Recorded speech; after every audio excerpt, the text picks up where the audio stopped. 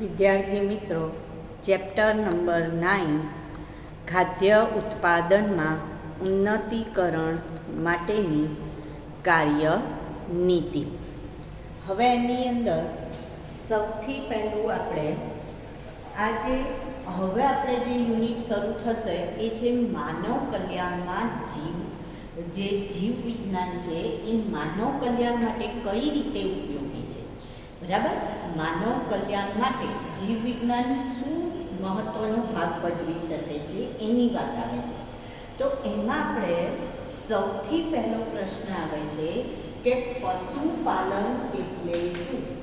પહેલો પ્રશ્ન છે કે પશુપાલન એટલે શું. પશુપાલન એટલે શું અને તેમાં કઈ કઈ બાબતોનો સમાવેશ થાય છે. પશુપાલનમાં આપણે તેમાં કઈ કઈ બાબતોનો સમાવેશ થાય છે. તો પહેલા તો આપણે પશુપાલનની વાત કરીશું કે પશુપાલન કોને કહેવાય. તો સંવર્ધન અને પશુ વધારવાની કૃષિ પદ્ધતિ. સંવર્ધન અને પશુ વધારવાની કૃષિ પદ્ધતિ એટલે પશુપાલન. જો કેટલો વ્યાપક અર્થ લીધેલો છે અહીંયા. પશુપાલનનો આખો વ્યાપક અર્થ શું લીધેલો છે. પહેલું તો કૃષિ પદ્ધતિ. કૃષિ એટલે શું કહીએ આપણે કે ધારો કે અનાજ બીજ રોપ્યા અને એમાંથી અનાજ ઉગાડીએ એને આપણે કૃષિ કહીએ છીએ. પણ અહીંયા આપણે પ્રાણીના સંદર્ભમાં વાત કરીએ છીએ કે પશુઓની સંખ્યા વધારવાની છે. એટલે કે એમનો ઉછેર કરવાનો છે, એમનું ધ્યાન રાખવાનું છે અને એમની સંખ્યામાં વધારો કરવાનો છે. તો એની સાથે સાથે પ્રાણીઓનું સંવર્ધન પણ કરાવવાનું છે. તો સંવર્ધન એટલે શું. તો જ્યારે આપણે કોઈ ઈચ્છિત લક્ષણ ધરાવતા બે પ્રાણીઓને કૃત્રિમ પ્રજનન કરાવડાવીએ તો એને આપણે સંવર્ધન તરીકે ઓળખીએ છીએ કે જેનાથી આપણને ઈચ્છિત લક્ષણોવાળું એક પ્રાણી પ્રાપ્ત થાય. ધારો કે ઘોડા અને ગધેડા વચ્ચે સંવર્ધન કરાવવાના કારણે આપણને હંમેશા ખચ્ચર પ્રાપ્ત થાય છે. પણ મોટા ભાગે સંવર્ધન કરેલું જે પ્રાણી હોય છે, સંકરણ જેને કહેવાય, તો એ પ્રાણી એ વંધ્ય હોય છે. એટલે પોતે પોતાનામાંથી નવું ઉત્પન્ન નહીં કરી શકે. ફરીથી આપણે એ ઘોડા અને ગધેડાનું એટલે ખચ્ચરમાંથી નવું ખચ્ચર નહીં ઉત્પન્ન થાય. પણ આપણે ઘોડા અને ગધેડાનું ફરીથી સંકરણ કરાવીશું તો નવું ખચ્ચર આપણને પ્રાપ્ત થશે. તો કેમ એ બેનું સંકરણ કરાય ઘોડા અને ગધેડાનું. તો કે ઘોડાના જે મજબૂતાઈના ગુણધર્મ હતા તે પણ એનામાં એ ધીરે ધીરે નહોતું ચાલે, દોડવાના એના ગુણ હતા એ નહોતા જોતા. જ્યારે ગધેડામાં ધીરે ધીરે ચાલવાના જે ગુણ હતા એ જોઈતા હતા. એટલે એના કારણે આ સંકરણ કરવામાં આવ્યું અને ખચ્ચર મેળવ્યું. જે કેવું છે તો કે તમે જુઓ પહાડી પ્રદેશમાં મોટાભાગે આ લોકો ખચ્ચરનો ઉપયોગ કરે છે.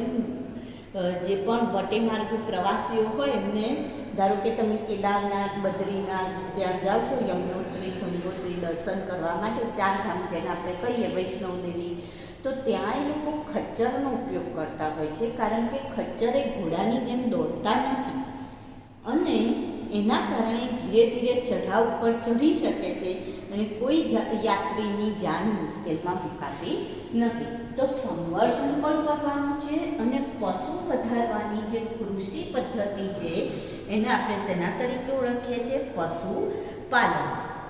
હવે ખેડૂતો માટે આ એક બહુ અગત્યનું, એવું નથી કે ખેડૂતો ખાલી ખેતી કરે એ જ ચાલે. તો ખેડૂતો માટે આ એક એમ કે આવશ્યક કૌશલ્ય અને કળા છે અને વિજ્ઞાન પણ છે.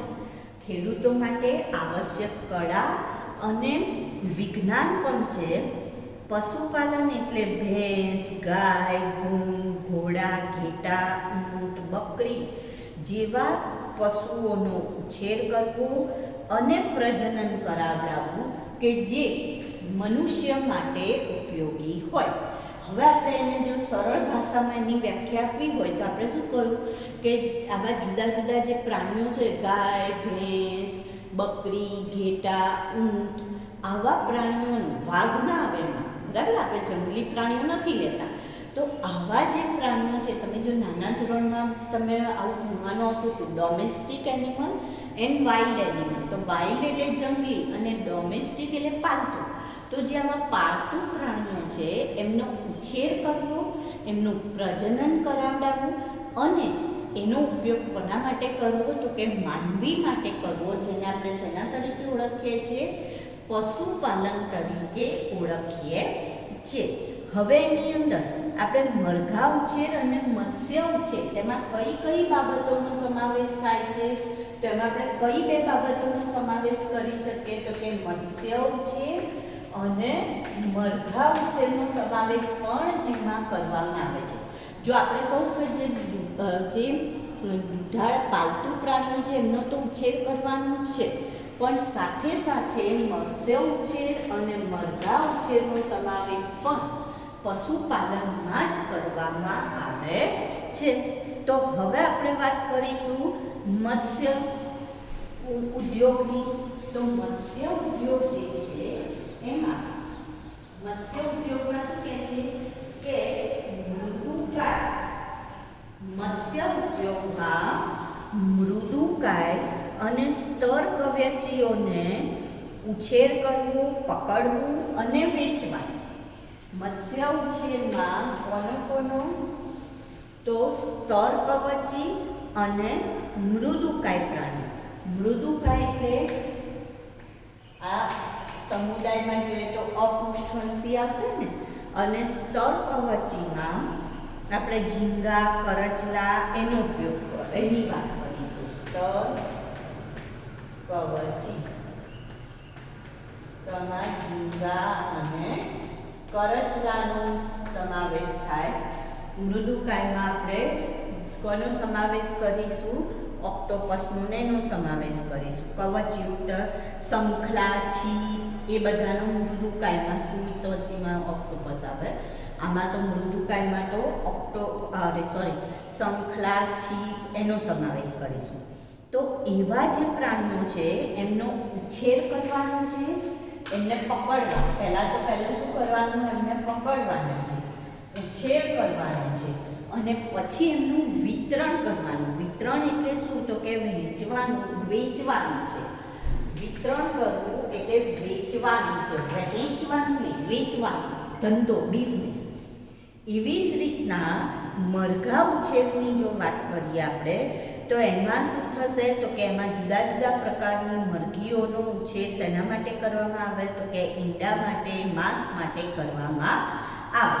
હવે આજે મત્સ્ય ઉદ્યોગ કે મરઘા ઉછેર જે પણ આપણે કરીએ તો એ બધાથી એવું કહે છે કે કઈ કઈ પ્રોડક્ટ મેળવી શકાય, પશુપાલનમાં કઈ કઈ નિપજો આપણને પ્રાપ્ત થશે. તો જેમ કે ધારો કે મધમાખીનો ઉછેર કરે તો શું પ્રાપ્ત થશે તો કે મધમાખીના ઉછેરથી મધ પ્રાપ્ત થશે. પછી એવી જ રીતના રેશમના કીડા, તો એમાંથી રેશમ પ્રાપ્ત થશે. પછી આ જે મૃદુકાય છે, શંખ, છીપ, તો એમાંથી મોતી મળતા હોય છે. મોતી આ ઝીંગા, કરચલા બધાનો ખોરાક તરીકે ઉપયોગ થતો હોય. પછી શાક ને બધાની સ્કીનનો ઉપયોગ થતો હોય છે. તો આવી રીતના આ બધી પ્રોડક્ટનો ઉપયોગ કરવામાં આવે. વિશ્વનું 70% પશુધન ભારત અને ચીન પાસે છે. વિશ્વનું કુલ 70% પશુધન કોની પાસે છે? ભારત અને ચીન પાસે છે. અને ગુણવત્તા અને એટલે હવે આપણે શું કરવાનું છે કે નવી નવી ટેકનિકનો ઉપયોગ કરીને આપણે એનામાં ગુણવત્તામાં વધારો હવે એમાં આગળ આપણે જોઈએ તો કૃષિ અને પશુપાલનનું વ્યવસ્થાપન. બીજો મુદ્દો આપણો આવશે કૃષિ અને પશુપાલનનું વ્યવસ્થાપન. તેમાં જુદા જુદા ઉદ્યોગોની વાત આવશે. તો એમાં પહેલું છે ડેરી ઉદ્યોગનું વ્યવસ્થાપન. પહેલો મુદ્દો કયો આવશે? ડેરી ઉદ્યોગનું વ્યવસ્થાપન. હવે ડેરી ઉદ્યોગ તો વર્ગીસ કુરિયન નામના જે હતા, વર્ગીસ કુરિયન, જેમને શ્વેત ક્રાંતિના પ્રણેતા તરીકે ઓળખવામાં આવે છે.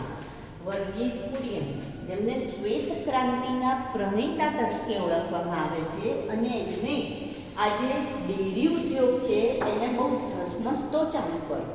તો ડેરી ઉદ્યોગમાં શું હોય તો એ કોઈ એક જણથી થતું કાર્ય નથી. એની અંદર આખી એક મંડળી અથવા તો ઘણા બધા માણસોનો સમૂહ એની અંદર કાર્યરત થાય છે. હવે એની અંદર એ લોકો કઈ રીતના કાર્ય કરે તો સૌથી પહેલાં જે પેલા પશુપાલકો હોય કે જેના ત્યાં ગાય ભેંસ રાખતા હોય એ લોકો દૂધ મેળવશે.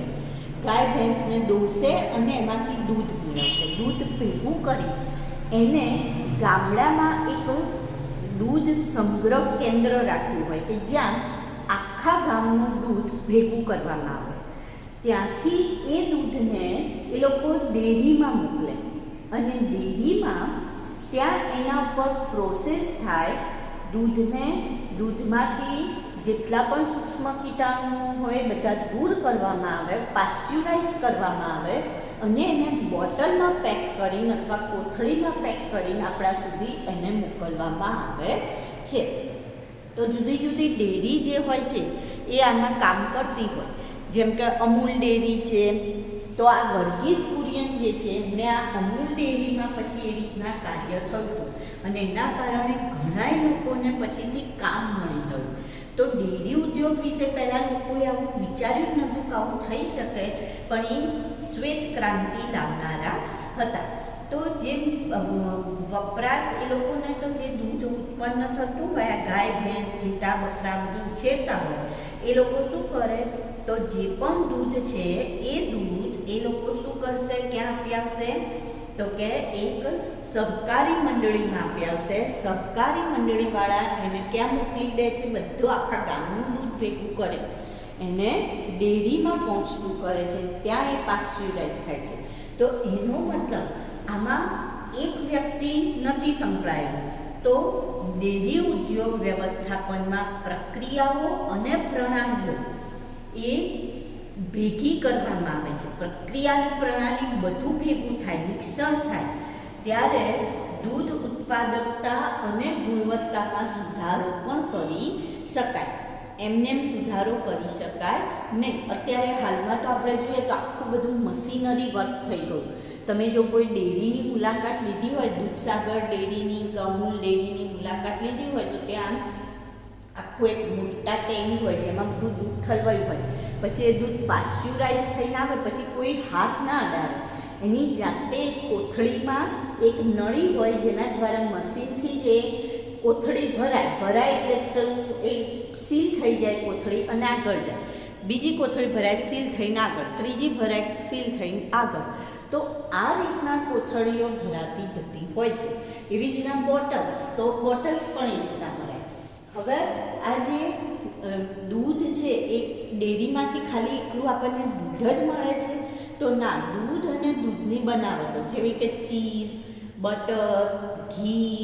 વચ્ચે તમને ખબર હોય તો ઘી કૌભાંડ બહુ પકડાયું હતું કે જે ઘી ઉત્પાદન કરવામાં આવે છે ડેરીઓમાંથી, જે ઘી આવે છે એ અસલી ઘી નથી. એમાં ડાલડા વનસ્પતિ ઘીનો ઉમેરો કરેલો હોય છે અને ભેળસેળવાળું ઘી મળતું હોય છે. તો મીઠાઈઓ બનાવવામાં આવે. હમણાં તો તમે જોયું હશે અમૂલવાળાએ પોતાની કાજુ કતરી કાઢી છે, બરાબર, એ લોકો કાજુ કતરી બનાવીને વેચે છે, પછી શ્રીખંડ બનાવીને વેચતા હોય, ચોકલેટ્સ એમની હોય, બિસ્કિટ્સ એમના હોય. તો આવી જુદી જુદી પ્રોડક્ટ, યોગર્ટ, ચીઝ, પનીર, માખણ, છાશ, પછી એવી રીતના નોન ડેરી ક્રીમ, આવું બધું જુદું જુદું તમે એની પ્રોડક્ટ જુઓ તો ઘણી બધી પ્રોડક્ટ, ફ્રૂટ સલાડ, બાસુંદી, આવી પ્રોડક્ટ પણ એ લોકો હવે નવા નવા બિઝનેસ આમાંથી શીખતા ગયા. જે લોકોને પેલું રો મિલ્ક, પછી જે લોકો એને શું કે ટેટ્રા પેકમાં મિલ્ક મળતું હોય છે એવું મિલ્ક, તો આવી રીતના અમૂલનું અને એવી રીતના બીજી ઘણી ડેરી છે કે જે પોતાનું આ રીતના કામ કરતા હોય છે. હવે વધુ ઉત્પાદન માટે પશુઓની સાર સંભાળ અને માવજત પણ જરૂરી છે, બરાબર. જો એ લોકોને વધુ ઉત્પાદન જોઈતું હોય તો એમને શું કરવું પડે? પશુઓની સાર સંભાળ પણ રાખવી પડે. તો એના માટે જે પશુઓનું રહેઠાણ હોય એ કેવું હોવું જોઈએ? તો કે સ્વચ્છ હોવું જોઈએ. જ્યાં રહેતા હોય એ રહેઠાણ કેવું હોવું જોઈએ? તો સ્વચ્છ હોવું જોઈએ. બીજું શું કહે છે કે એમને પૂરતું પાણી મળી રહેવું જોઈએ. સમયાંતરે એમને ડૉક્ટર, જે પશુના ડૉક્ટર હોય એમને બતાવતા રહેવું જોઈએ. એમની જે રસીકરણ હોય, દવાઓ હોય એ પણ એમને આપતા રહેવું જોઈએ. હવે આપણને એવું થાય કે પ્રાણીઓની પણ રસી હોય તો હા હોય છે, બરાબર. એ લોકો માટે રોગમુક્ત વાતાવરણ હોવું જોઈએ. પછી એમનું જે રહેઠાણ હોય એ સ્વચ્છ હવાની અવરજવર વાળું હોવું જોઈએ. તો જે સ્વચ્છ હવાની અવરજવર હશે તો પણ એનાથી પણ સારું સૂર્યપ્રકાશ બરાબર મળી રહેતો હોવો જોઈએ. તો જે સૂક્ષ્મ જીવાણુઓ હોય એનો નાશ થઈ જાય, બરાબર. પશુઓના જે આહાર છે એની ગુણવત્તામાં પણ સુધારો કરવો જોઈએ. એટલે એમ કે ખાલી પેલું ઘાસ ને એ ના આપી દેવું જોઈએ. એમને પણ સારું પ્રોટીનસભર જો ખોરાક આપવામાં આવે તો એ સારું જ દૂધ, જાડું દૂધ આપશે, તો એનાથી ફાયદો થવાનો છે. એટલે એમના આહારમાં પણ એમ કે ઉચ્ચ ગુણવત્તા હોવી જોઈએ. એ ઉપરાંત એ લોકોએ શું ધ્યાન રાખવાનું છે? તો એને જે દોહવાની પદ્ધતિ છે, એવું કહેવામાં આવે કે જે પ્રાણીઓ છે એમના આંચળમાં ટીબી, એટલે જ્યાંથી દોહવાનો ભાગ છે ત્યાં ટીબીના બેક્ટેરિયા રહેલા હોય, માઇકોબેક્ટેરિયમ ટ્યુબરક્યુલોસિસ, એ ત્યાં રહેતા હોય પ્રાણીઓના આંચળ ઉપર. તો જ્યારે પણ એને દોહતા હોય, દૂધ દોહે, તો શું કરવું જોઈએ? તો કે એને ગરમ પાણીથી પહેલાં આંચળને ધોઈ કાઢવું જોઈએ. એટલે બધા બેક્ટેરિયા દૂર થાય અને પછી એને દોહવું જોઈએ. તો કોઈ પણ બેક્ટેરિયા દૂધમાં રહેશે નહીં. અને એટલા માટે હંમેશા તમે જ્યારે દૂધ બહારથી લાવો છો તો એ દૂધને હંમેશા ગરમ કરીને પીવાનું, કદી કાચું પીવાનું નહીં, હંમેશા ગરમ કરીને પીવાનું. ઘણા લોકોની આદત હોય કોથળીથી ડાયરેક્ટ જ એને ગ્લાસમાં કાઢીને એમાં બોર્નવિટા નાખી કોલ્ડ કોકો કરીને પી લેતા હોય, પણ એ ખોટી વસ્તુ છે. તમે એ રીતના ના પી શકો. એને ગરમ, ભલે પાશ્ચ્યુરાઇઝ છે તેમ છતાં પણ એને આપણે ગરમ કરવું જોઈએ, જેથી એમાં કોઈ પણ બેક્ટેરિયા હોય તો એ મરી જાય, બરાબર. તો એને દોહવાની પદ્ધતિ, દૂધ અને દૂધની બનાવટનો જે સંગ્રહ છે એ સંગ્રહ શેમાં થઈ રહ્યો છે? એના જે વાસણ છે એ વાસણ, એટલે સંગ્રહ, પરિવહન, એટલે એક જગ્યાએથી બીજી જગ્યાએ કેવી રીતના એ લોકો લઈ જઈ રહ્યા છે. તો પરિવહનની જે પ્રક્રિયા છે તો એના દરમિયાન પણ સાફ સફાઈ હોવી જરૂરી છે. પછી પશુઓ અને એમના જે રખેવાળ છે એમના પણ સ્વાસ્થ્યની એમ કે યોગ્ય સંભાળ લેવી જરૂરી છે. તો આ બધી જ પ્રક્રિયાઓને ધ્યાનમાં રાખવી જોઈએ. તેમ છતાં પણ થોડો ટાઈમ થાય તો સરકારે પણ આના માટે શું કરવું જોઈએ? તો કે બરાબર નોંધ રાખવી જોઈએ. એમણે પણ અમુક સમયે ત્યાં પહોંચી જવું પડે, નિરીક્ષણ, ઇન્સ્પેક્શન કરવું પડે સમયાંતરે. અને જો કોઈ રોગ કે કંઈ પણ લાગુ પડ્યું હોય પ્રાણીઓમાં તો એનું તરત જ નિરાકરણ કરવું જોઈએ. પછી આવશે મરઘા ઉછેર. ડેરી ઉદ્યોગ પછીનું શું આવે છે? મરઘા ઉછેર. તો મરઘા ઉછેરમાં શેના માટે ખાસ કરીને મરઘાઓનો ઉછેર કરવામાં આવે છે? તો કે ખોરાક અને ઈંડા માટે મરઘાઓનો ઉછેર કરવામાં આવતો હોય છે. ખોરાક અને ઈંડા માટે કરવામાં આવે છે. જેમ કે આપણે જોઈએ સન્ડે હો યા મંડે રોજ ખાઓ અંડે, આવી એક એડવર્ટાઇઝ આવે છે ને. તો મરઘાઓ જે છે એમાં આપણે જોઈએ તો એ લોકો પાલતુ એમ કે પક્ષીઓનું છે, તો પક્ષીઓમાં મરઘા ઉછેરમાં ખોરાક અને ઈંડા માટે પાલતુ પક્ષીઓનો ઉછેર કરવો. તો કયા કયા પાલતુ પક્ષીઓનો ઉછેર કરવામાં આવે છે? તો મરઘા, બતક, ટર્કી અને હંસ. આનું ઈંડા અને ખોરાક માટે ઉછેર કરવામાં આવે છે. બરાબર, એનો ઉછેર કરવામાં આવે, લોકો ઉછેરે છે. મોટા ભાગે તો આપણે શેના માટે? તો કે એ લોકો માંસ માટે, અને એમાંય મૂસા, મૃગ અને કબૂતર આનું માંસ ખાસ ખાતા હોય છે. ડેરી ઉદ્યોગ, મરઘા ઉછેર, આ બધામાં શું ધ્યાન રાખવાનું છે? તો કે જે પણ નસલ નો ઉપયોગ કરવામાં આવે. નસલ એટલે શું? નસલ શબ્દ આવે છે તો પશુઓનો એવો સમૂહ કે જેના પૂર્વજો એક જ હોય, બરાબર, અને તેઓ એક સરખા લક્ષણો ધરાવતા હોય એવો સમૂહ, જેને આપણે નસલ, એક નસલના કહીશું. તો મરઘાઓની જો નસલ અથવા જાત લેવામાં આવે તો એ જાત જે છે એ કેવી હોવી જોઈએ? તો કે રોગમુક્ત હોવી જોઈએ, અને કોઈ પણ પ્રકારનો રોગ હોવો જોઈએ નહીં. બીજું, સલામત જગ્યાએ એમ કે ફાર્મ હોવું જોઈએ.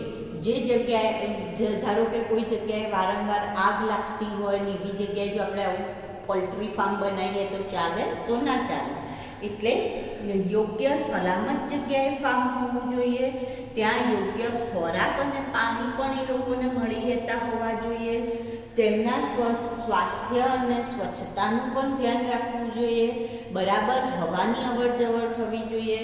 દવાઓ ટાઈમસર સમયસર એમને મળતી રહેતી હોવી જોઈએ. વેક્સિન્સ, રસી પણ એમને, રસીકરણ કાર્યક્રમ પણ હોય છે પક્ષીઓમાં, પ્રાણીઓમાં, તો એ પણ બરાબર કરાવતા રહેવું જોઈએ. હવે આવો જ એક રોગ છે બર્ડ ફ્લૂ વાયરસ.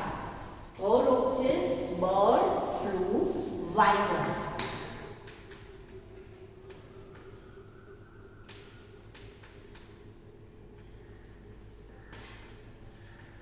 હવે તમને નામ પરથી જ ખબર પડે કે બર્ડ ફ્લૂ વાયરસ, તો એનો મતલબ એ શેમાંથી આવશે? તો કે પક્ષીની પાંખમાંથી ફેલાતો આ વાયરસ છે.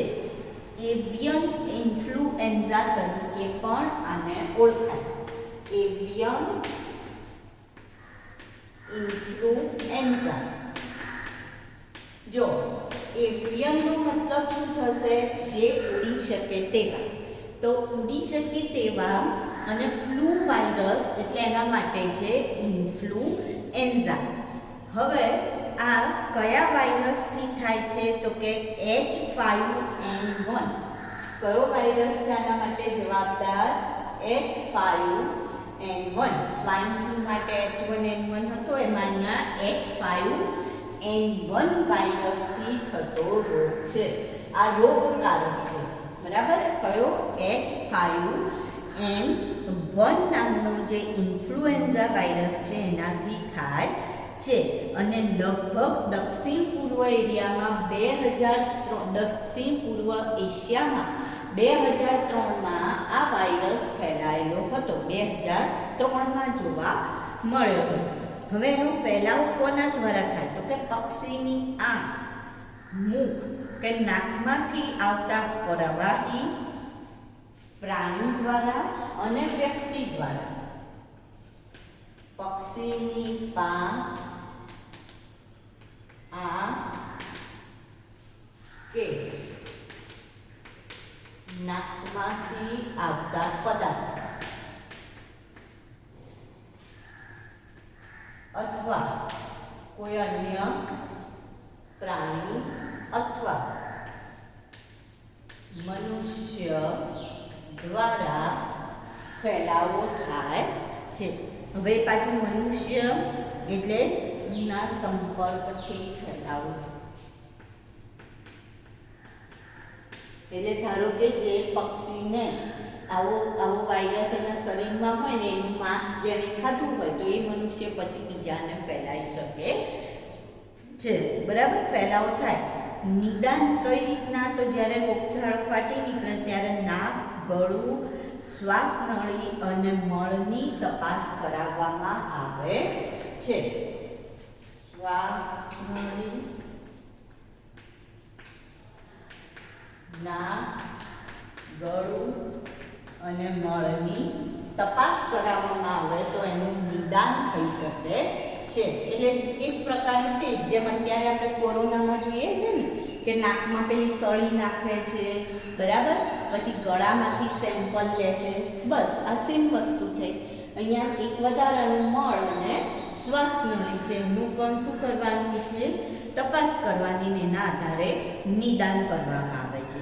જો એનું નિયંત્રણ અથવા સારવાર, તો એના માટે પક્ષીમાં તો કોઈ સારવાર છે નહીં.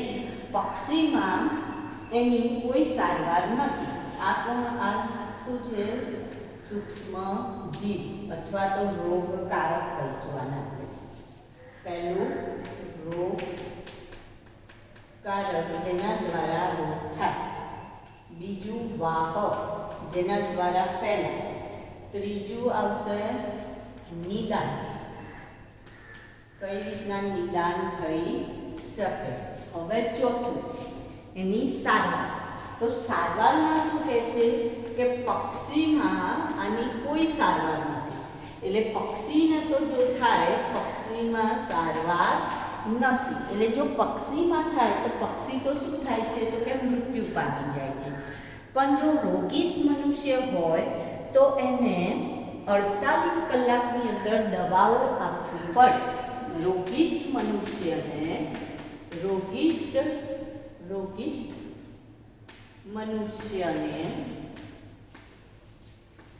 લક્ષણો દેખાયાના કેટલાની અંદર? દેખાયાના 48 કલાકમાં એન્ટીબાયોટિક દવાઓ આપવી પડે. કેવી દવાઓ? એન્ટીબાયોટિક દવાઓ, જેમ આપણે અત્યારે પણ જોઈએ છે ને, દવાઓ આપવી પડે તો એનાથી બચી શકાય. બાકી વ્યક્તિનું મૃત્યુ થાય. બરાબર, અસરગ્રસ્ત પક્ષીનો બરાબર શું કરવો જોઈએ? નાશ કરવો જોઈએ અને મૃતદેહનો યોગ્ય નિકાલ કરવો જોઈએ. જે પણ અસરગ્રસ્ત પક્ષી હોય એનો નાશ કરી દેવાનો અને એનો યોગ્ય જગ્યાએ નિકાલ કરવો. ગમે ત્યાં ના ફેંકવું. જેમ અત્યારે નાશ આપે છે કોરોનાના દર્દીઓની, નથી આપતા ને, તો એવી જ રીતના યોગ્ય રીતે એનો નિકાલ કરવો જોઈએ અને એનો બરાબર અલાયદો વિસ્તાર રાખવો કે જ્યાં એનો નાશ કરીને તમે નિકાલ કરી શકો.